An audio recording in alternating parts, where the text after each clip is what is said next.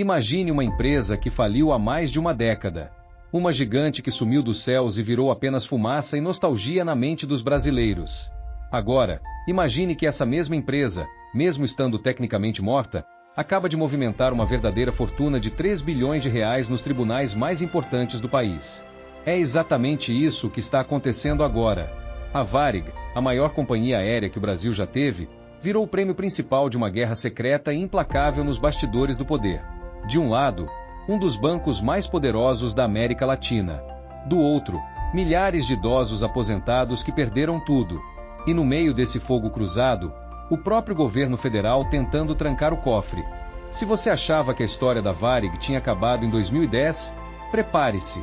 O capítulo mais sombrio está sendo escrito agora. E antes de eu te contar como o império começou e como um erro do governo gerou esse rombo bilionário, faz um favor rápido. Clica no botão de se inscrever aqui embaixo e compartilhe esse vídeo com seus amigos no WhatsApp ou nas suas redes sociais. Histórias assim o sistema tenta esconder, mas a gente traz a verdade para você. Se inscreveu? Então vamos direto ao que interessa. Para entender o peso dessa guerra de bilhões, a gente precisa voltar para 1927, em Porto Alegre.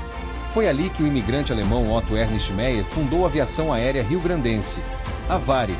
Ela nasceu quando o transporte aéreo no Brasil ainda era um mistério absoluto. Seu primeiro avião foi um hidroavião que mal carregava 9 passageiros. Mas sob o comando de Rubem Berta, a empresa mudou de patamar. Ela adotou um modelo de gestão revolucionário, a Fundação Rubem Berta, onde os próprios funcionários eram acionistas e gerenciavam o negócio. Nas décadas de 60 e 80, a Varig não era apenas uma empresa. Ela era a embaixadora do Brasil no mundo. O serviço de bordo era lendário. Tinha caviar, cisnes de gelo, os melhores vinhos, e as aeromoças eram verdadeiras celebridades. Viajar de Varig era o maior símbolo de status do país. Ela parecia invencível, dominando quase todas as rotas internacionais. Mas a semente da destruição foi plantada justamente pelo governo que ela tanto representava. Na década de 1980, o Brasil enfrentava a tempestade da hiperinflação. Para tentar conter o caos, o governo federal lançou o famoso Plano Cruzado e congelou o preço de absolutamente tudo, incluindo as tarifas aéreas. E foi aqui que o pesadelo começou. O custo do combustível de aviação subia em dólar, a inflação explodia, mas o valor que a Varig podia cobrar pelas passagens estava travado pelo Estado. A empresa começou a sangrar financeiramente, acumulando prejuízos bilionários que destruíram seu fluxo de caixa. A direção da Varig não aceitou calada e processou a União, exigindo uma indenização por essa defasagem tarifária criminosa. Essa briga na justiça se arrastou por mais de 30 anos. Enquanto juízes analisavam pilhas de papéis, a saúde financeira da companhia desmoronou de vez.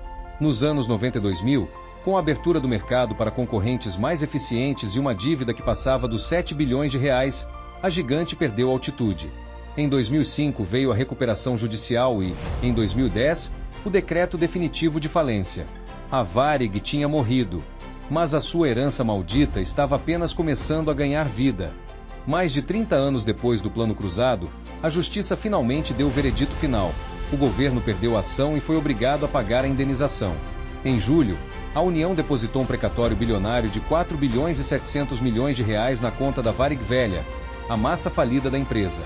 Desse montante, cerca de 3 bilhões de reais viraram o estupim de uma briga de foice no escuro.